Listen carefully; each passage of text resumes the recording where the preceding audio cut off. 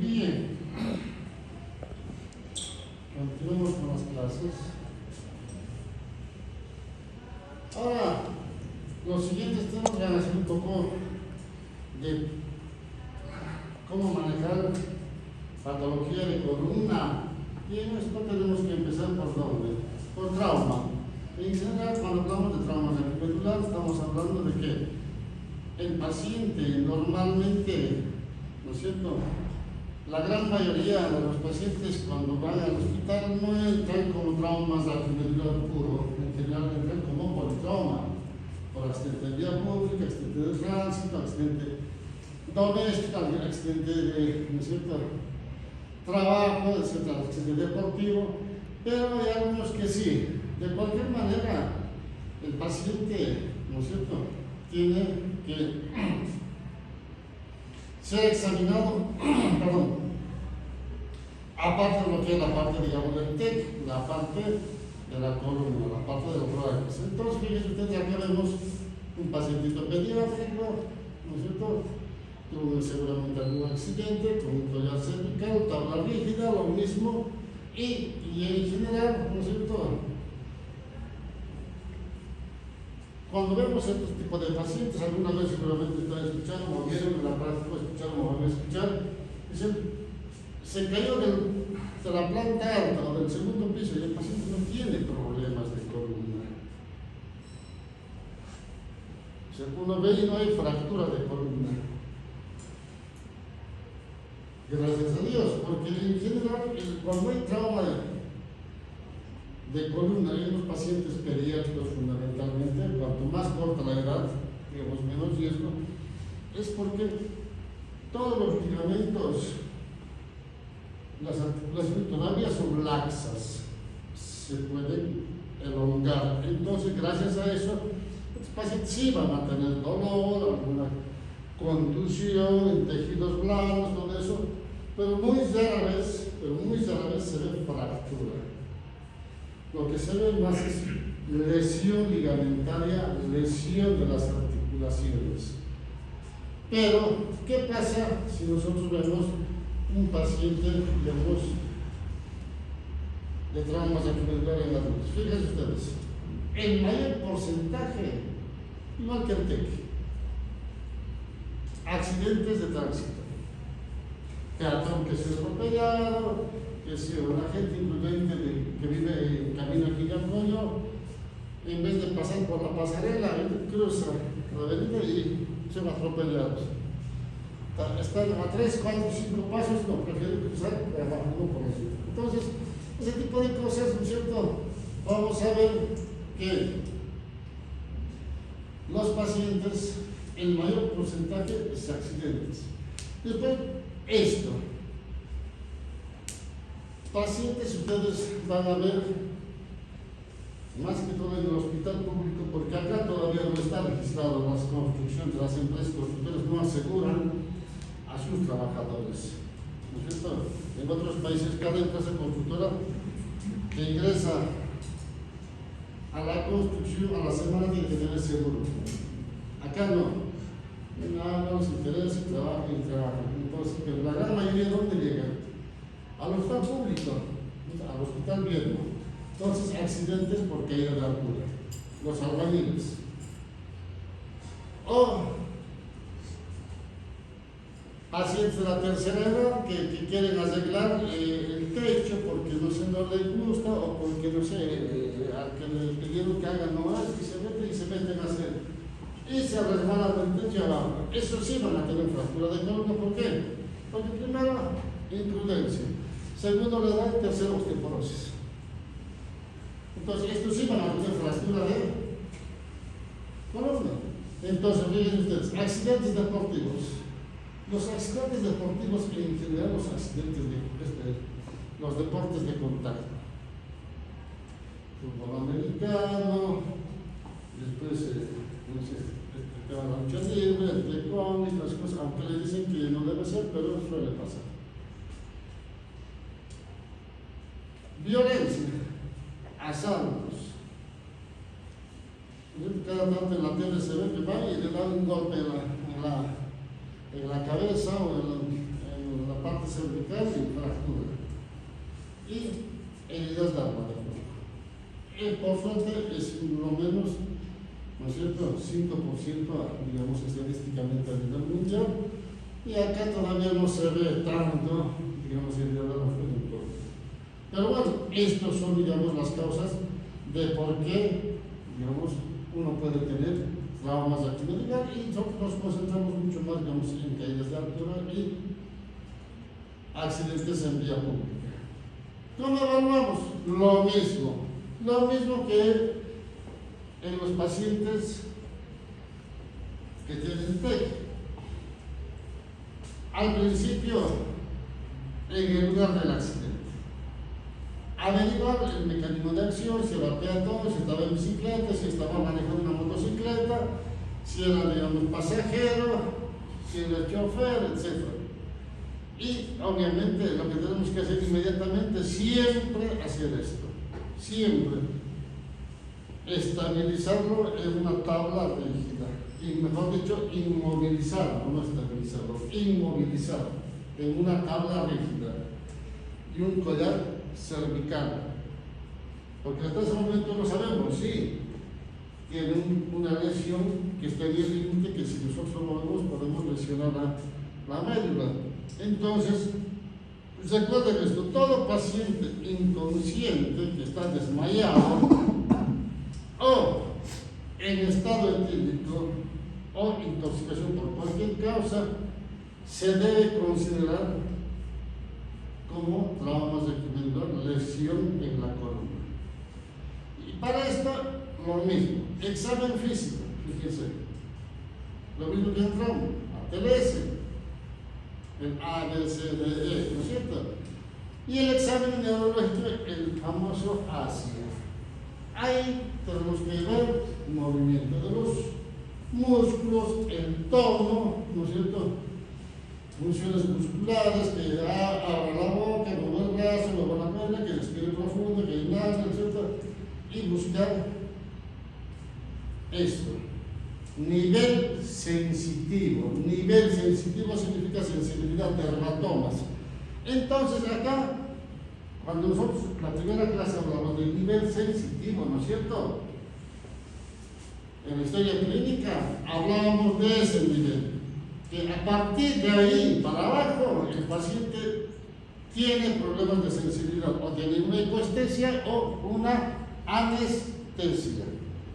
Cuando hablamos de dermatomas, entonces hablamos del nivel sensitivo, la parte de la sensibilidad, y para eso, ¿qué es lo que tenemos que saber? Aprendimos eso en las primeras clases: saber qué es un dermatoma y qué es una metámera, ¿no es cierto?, para entender esto. Bien, tenemos los reflejos osteotendinosos y superficiales. ¿Esto para qué? Para ver cómo están los reflejos. Tiene una normoreflexia, hiperreflexia o hiporreflexia o arreflexia. Si tiene lesión parcial, seguramente va a tener una hiporreflexia. Ahora, si tiene sección medular, el paciente tendrá una arreflexia, ¿no es cierto? Entonces, por eso tenemos que encontrar el nivel sensitivo. Si tiene una lesión a nivel cervical, será una cuadriparesia o una cuadriplegia. Si tiene en el tórax, una paraplegia o paraparesia, ¿no es cierto? Entonces, ya con esto estamos empezando a estudiar lo que es columna. Entonces, cuando llega al hospital, es lo que se debe hacer: manejar en bloque al paciente, siempre. No pedir al paciente, gírese solo, y no, aunque esté consciente, no lo debe hacer. Nosotros debemos manejar. Fíjense, familiar, los médicos, las enfermeras, y revisar toda la columna. Siempre. ¿Por qué? Porque tenemos que pensar en esto, en la irrigación, la parte anterior y la parte posterior, porque acá no tenemos el polígono de Willis. La irrigación viene de la parte cervical hacia abajo hasta el nivel del tórax, traumas y de ahí tiene otra irrigación. Si nosotros hacemos una sección, se considera el paciente no va a tener irrigación, se isquemia, entonces el paciente va a dejar de moverse. Entonces, llegamos a esto que ya vimos en las anteriores clases. Saber todos los niveles sensitivos. Estos son los llamados dermatomas. Los dermatomas. Desde C2 hasta S5. Todos tenemos que saber de memoria, así como tenemos que saber el Glasgow para un paciente con TEC, tenemos que saber los dermatomas para un trauma saquimedular. Lamentablemente yo veo en el hospital todos los estudiantes que después se convierten en internos no tienen ni idea de lo que están examinando, porque el gran porcentaje de los pacientes van con lumbalgia y no saben nada de esto. Hacen cualquier cosa menos examinar lo que debe ser.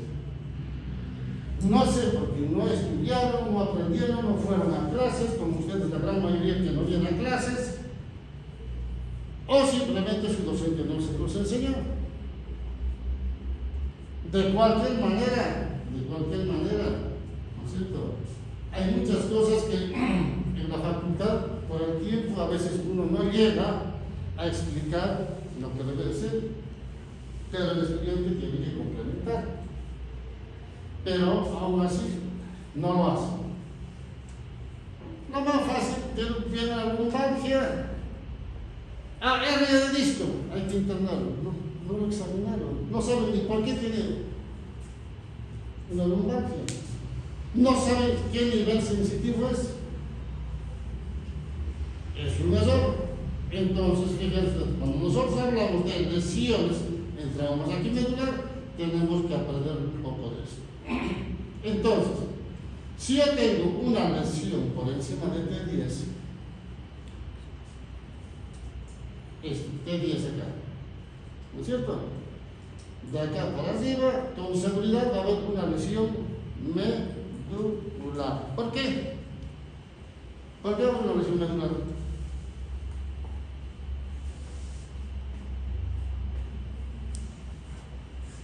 Porque el docente dice, el doctor dijo que era así. No. Porque la médula termina ¿dónde? A nivel de L1, más o menos, ¿no es cierto? Anatómicamente. Entonces, todo lo que está por encima es lesión medular. Todo lo que es por debajo de L1 es lesión radicular. Porque ahí abajo no tenemos médula, tenemos raíces. Entonces uno ya sabe ahora por qué.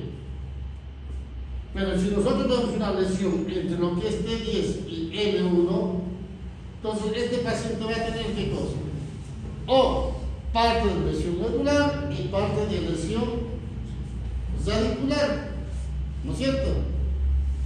Entonces uno tiene que saber un poco de, por eso les digo, un poco de anatomía para entender por qué tiene esto. Seguimos. Si nosotros vemos, continuando con la fisiopatología, lo mismo que en el TEC, tenemos lesiones primarias y lesiones secundarias. La lesión primaria, ¿no es cierto?, está dado por el accidente, como es una luxofractura cervical. Pero tenemos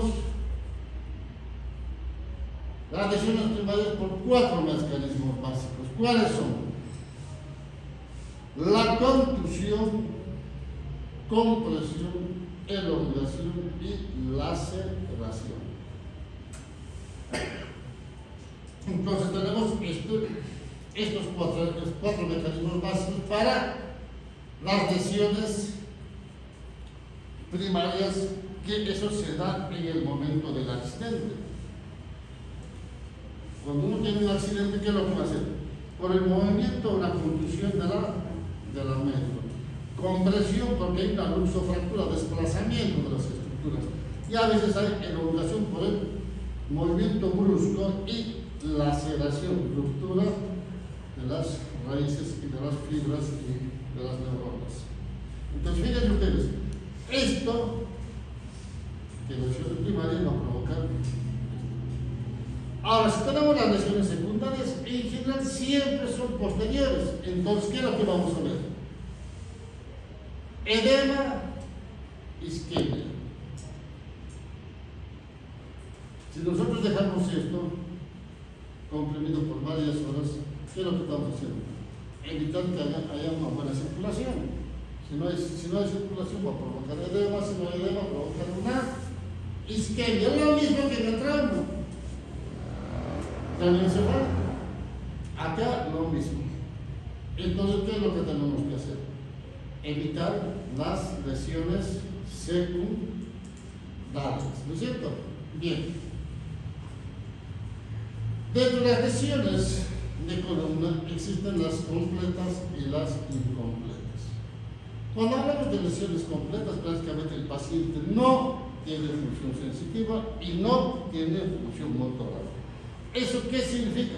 Que el paciente tiene una sección medular, que a partir de la lesión donde encontramos la diferencia de funciones, o sea, donde encontramos el nivel sensitivo, el paciente deja de sentirse para abajo, para arriba normal. Entonces, a eso llamamos nivel sensitivo con lesiones completas. Cuando hablamos de incompletas, va a haber alguna función sensitiva o alguna función motora. Va a depender mucho de cuánto está lesionado, ¿no es cierto? Pero siempre buscando un nivel sensitivo. Nivel sensitivo. Entonces, fíjense que siempre estamos hablando en traumas arquimedular del nivel sensitivo, hablamos de dermatomas, ¿no es cierto? Y vamos a hablar de esto. Neurona motora superior y neurona motora inferior. Cuando hablamos de neurona motora superior, ¿no es cierto? Eso ya lo llevaron en anatomía, ¿no es cierto? En fisiología, fisiopatología también llevaron eso. Hablamos de neurona motora superior. Cuando hablamos de esto es porque el paciente tiene una lesión, ¿dónde? En la médula. Entonces, ¿qué es lo que va a tener el paciente cuando tiene una lesión en la médula? Neurona motora superior, espasticidad.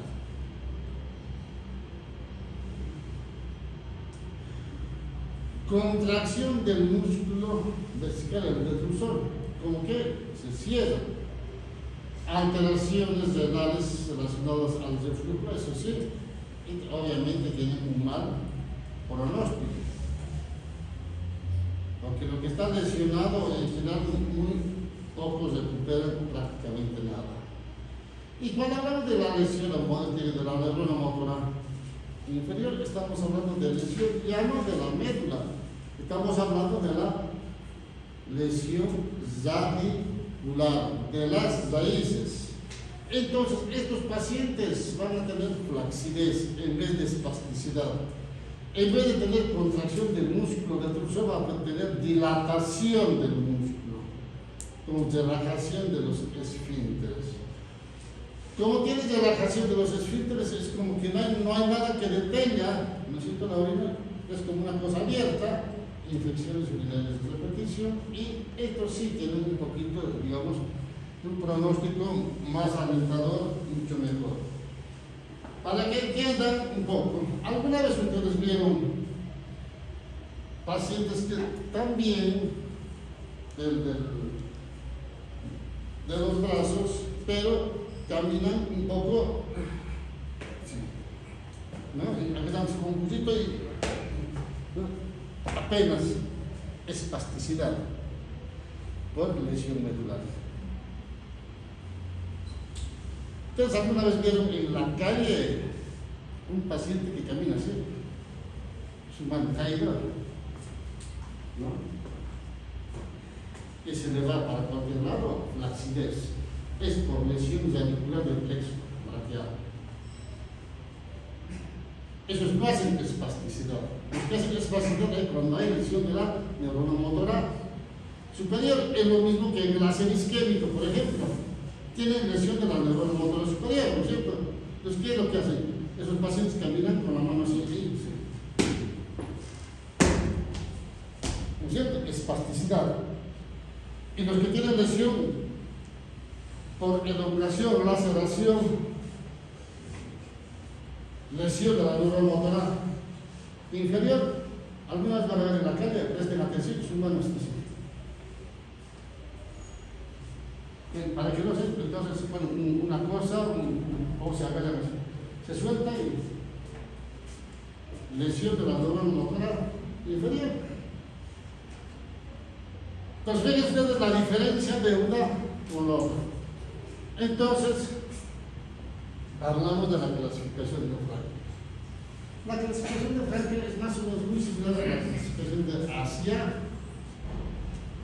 Tenemos el ABCDE, lo mismo que el Asia, y vamos a ver que cuando hablamos de A tenemos lesión completa de la función sensitiva y motora. El paciente no hace nada. Y si nosotros hablamos del B, va a haber una pérdida de la función motora, pero va a haber alguna función remanente de la función sensitiva por debajo de la lesión, pero digamos como que no es tan, sí siente, pero no es tanto. El C sí, acá va a tener alguna función motora y alguna función sensitiva. Esto ya es más alentador. Y el D ya acá, ¿no es cierto?, va a tener una función motora y sensitiva mucho más útil, inclusive acá puede vencer la gravedad. ¿Eso qué significa? Que cuando está acostado, levanta el pie y puede levantar. Levanta el brazo y levanta. Entonces eso es vencer la gravedad. ¿No es cierto? Mientras que en el C, por ejemplo, mueve, no puede levantar, sino simplemente flexiona músculos, el codo, la rodilla, pero no puede levantar. Mientras que en el D sí puede levantar, puede vencer la gravedad, y el F prácticamente tiene la función motora y sensitiva conservada. No lo puede hacer porque no lo hace, mejor dicho, por el dolor, básicamente. Le dan un poco de analgesia y empieza a mover. Mejor, ¿no es cierto? Entonces uno tiene que saber esta clasificación para entender este tipo de lesiones. Cuando nosotros vemos una lesión a nivel cervical, vamos a tener una cuadriplegia si la lesión está por encima de C4, algo. ¿No es cierto? ¿Por qué? Porque va a dejar de funcionar los brazos y los miembros inferiores. Ahora, si la lesión es mucho más abajo, cervical va C6, C7, también va a tener cuadriplegia. Pero la diferencia es que el paciente no mueve los brazos, los pies, pero puede mover el brazo, el codo, ¿no? Y ya la lesión es totalmente diferente. Mientras que en el otro no hacía nada. Ahora, si tenemos lesión por debajo de T6, T4, esto sí, van a poder mover los brazos normalmente, pero no van a poder mover los miembros inferiores. Una paraplegia. Ahora, si nosotros tenemos lesión por debajo de L1, sí va a haber lesión también. Si es justo a nivel de L1, todavía va a haber paraplegia. Pero si es mucho más abajo, va a tener lesión radicular de un lado más que del otro, porque tiene la lesión de la neurona motora inferior, ¿no es cierto? Neurona motora inferior. Ahora, cuando hablamos de traumas aquí medulares, ¿cuáles son los signos y señales del buen pronóstico? Cuando el paciente después del accidente, los chicos que están manejando bicicleta, o alguna gente que tiene, como siempre, algún presente en la calle, puede levantarse y sentarse y mover. Pero ¿qué es lo que nunca hacemos nosotros los médicos? Me incluyo yo, es revisar esto. Sensibilidad anal. No lo hacemos, nadie lo hace. Y es lo que deberíamos de hacer, porque muchas veces hay lesión de este sector.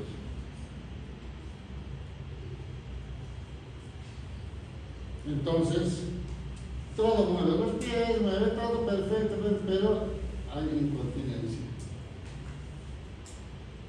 Ay, pero ¿por qué estás así? Y si está todo bien, uno tiene que pensar en esto. Siempre preguntarse controlar, ¿no es cierto? La orina, observarlo, hacer algún estudio, ver que no tenga ninguna lesión, volverlo a revisar al día siguiente, ¿no es cierto? Y las lesiones de mal pronóstico son estas las que vamos a ver: luxofractura lateral, accidente en vía pública, totalmente destrozado, una listesis cervical, ¿no es cierto? ¿Por qué? Porque hay una lesión de la médula, ¿no es cierto? Esto sí, ¿no es cierto? Van a tener priapismo, presencia de Babinski, van a tener un déficit motor, ausencia del reflejo bulbo cavernoso, del reflejo anal, todo esto, por lesión medular. Entonces, cuando hablamos de traumas aquí medular, así como el TEC, ¿no es cierto? Tenemos un TEC leve, ahora ya sabemos de TEC mínimo, TEC leve, TEC grave, acá lo mismo. Traumas aquí medular y los tipos de traumas aquí medular. Los famosos llamados síndromes o síndromes. A esto llamamos el síndrome centromedular cuando hay lesión simplemente de la parte central de la médula, síndrome broncecular cuando hay una disección medular, la mitad de la médula está lesionada, del otro no. Cuando hay lesión del cordón anterior o lesión del cordón posterior, el síndrome de la caudequina y las lesiones mixtas. Bien, fíjense ustedes, cuando hablamos de lesiones centromedulares, vamos a ver que el paciente va a tener problemas en los miembros superiores, menos que en los miembros inferiores. Entonces yo tengo que pensar, si yo tengo una lesión de miembros superiores, ¿dónde va a estar la lesión? A nivel de la parte cervical, ¿no es cierto? La parte cervical. Entonces, estas lesiones no son completas porque simplemente está la parte central y el resto está indemne, está funcionando. Cuando hablamos de lesión centromedular, lo que más se lesiona es la parte de la sustancia gris, más que la sustancia blanca, porque es al revés de del cerebro, ¿no es cierto? La sustancia gris está en el medio y la sustancia blanca en la parte periférica, y en el cerebro la sustancia gris está afuera, la sustancia blanca por dentro, ¿no es cierto? Bien. Entonces, cuando existe esto, va a depender mucho del nivel donde está la lesión, en la parte cervical. En general, tiene un pronóstico de que bastante alentador, ¿no es cierto? Van a poder controlar la vesícula, van a poder caminar, ¿no es cierto? Y con rehabilitación pueden mejorar gran parte de la función motora de los miembros superiores. Pero cuando la lesión está a nivel de C3, por ejemplo, o C1, C2, tiene un pronóstico, yo diría, no bueno, más bien que malo. ¿Por qué? Porque esto siempre va a ser edema. Cuanto más alto el edema va para arriba y para abajo. Entonces el edema va a llegar ¿a dónde? Al bulbo. Entonces cuando hay lesión del bulbo, el paciente fácilmente puede ser un paro cardiorrespiratorio, ¿no es cierto? La famosa parada cardíaca. Entonces, por eso es importante tomar en cuenta. Pero gracias a Dios, la gran mayoría de estos son a nivel de C5, C6, C6, C7, bajo. Entonces, por eso tienen, los autores dicen que tienen pronóstico alentador, pronóstico, si quieren, bueno. ¿Y por qué se lesiona? Por hiperextensión en los pacientes que tienen hipertrofia del ligamento amarillo. ¿Y quiénes tienen hipertrofia del ligamento amarillo? Pacientes de la tercera edad, aquellos que tienen espondiloartrosis raquídea. ¿Y quiénes van a hacer esto? Hiperextensión. Aquellos que están en el transporte público y de pronto frenan, ¿no es cierto? Y el paciente así, el famoso latigazo. Entonces, estos pacientes sí van a tener, en ese momento van a tener un dolor, a veces nada, se bajan, pues se van a las cosas y empiezan a tener problemas en los brazos o dolor cervical. Se hace el estudio y se encuentra una estenosis aquí, medular a nivel cervical, y hacemos una resonancia y encontramos la lesión centromedular. Entonces tenemos que entender que esto es así y obviamente, ¿qué es lo que tenemos que hacer con estos pacientes?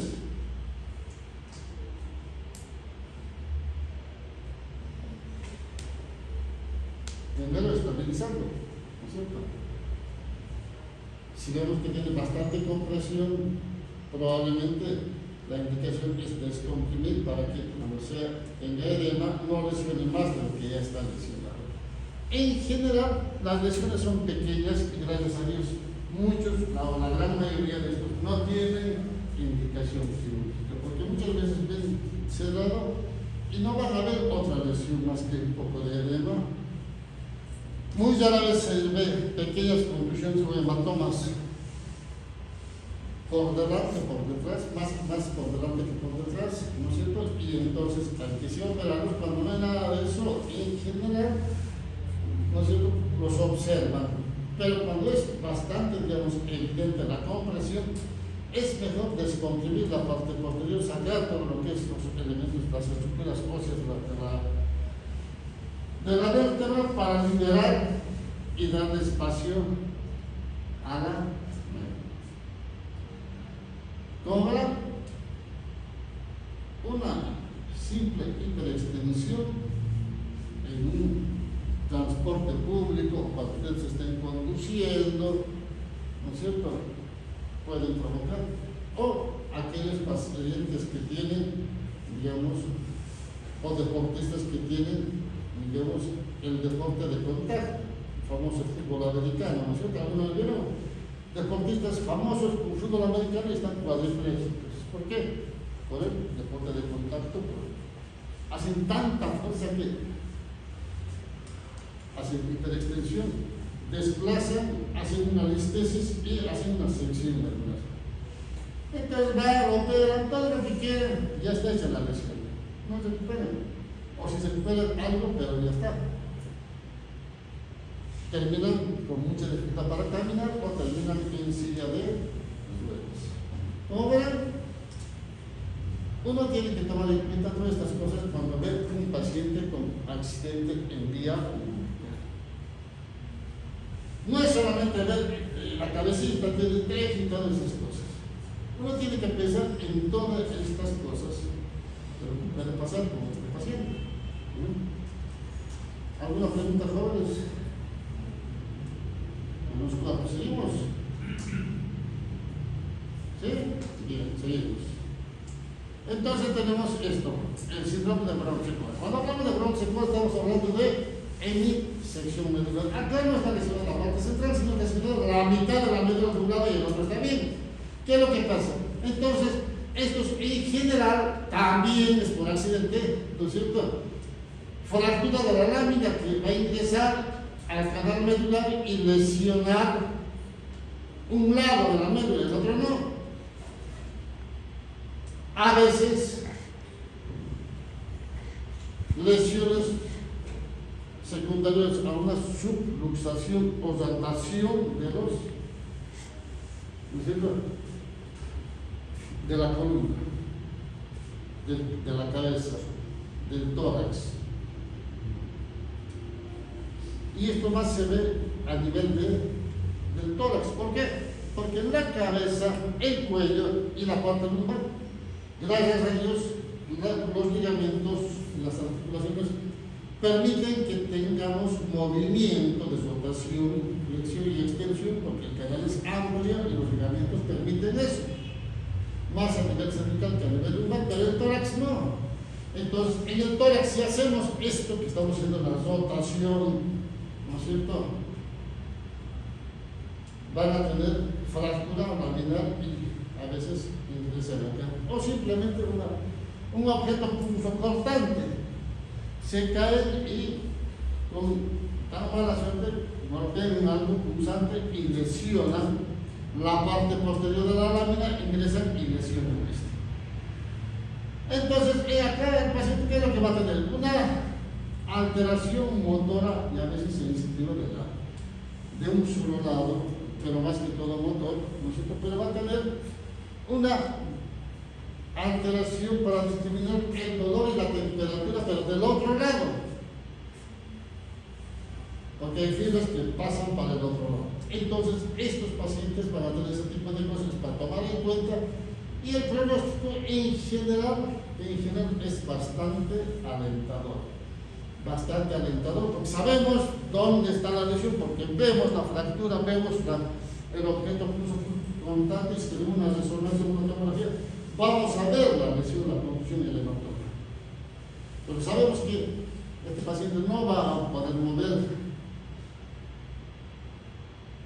por la lesión de la función motora, pero también va a tener una alteración, ¿no es cierto?, en discriminar el dolor y la temperatura, pero del otro lado. El paciente dice: doctor, no puedo mover esto, pero acá tengo problemas, no puedo, no siento, digamos, el calor, el frío. Y hay que explicar, hay que darle una explicación de por qué. Porque si no sabemos esto, no sé, no, es así, siempre es, por ahí tiene una lesión del otro lado, y que sí, no sé, le damos una explicación, cualquier cosa al familiar. Pero si el familiar no sabe nada de medicina, que se nos cree, porque el médico sabe todo, ¿no es cierto? Entonces terminan la facultad y al día siguiente son médicos y se supone que saben todo. Son genios, todos los médicos los consideran así. Entonces, ¿no es cierto?, lo que decimos es real, aunque estemos equivocados. Pero si el familiar es médico y sabe más que nosotros y le decimos cualquier cosa, este no sabe nada, nos acusa de mala praxis. Porque en ese momento nosotros no sabemos, no preguntamos si el familiar es médico, abogado, no sé. Pero hay algunos prepotentes, sí, se presentan. Soy el doctor Juan Pérez, abogado. Soy la licenciada Juana Rodríguez, fiscal. Así se presenta, como que te intimida. ¿No es cierto? Entonces uno tiene que tener los conceptos bien claros para explicar. Porque se supone que son médicos. Se supone que saben todo, ¿no es cierto? Bien, quedamos acá, jóvenes, vamos a continuar, porque todavía nos falta mucho, porque vamos a finalizar. ¿Alguna pregunta? No, muy bien. Pueden retirarse.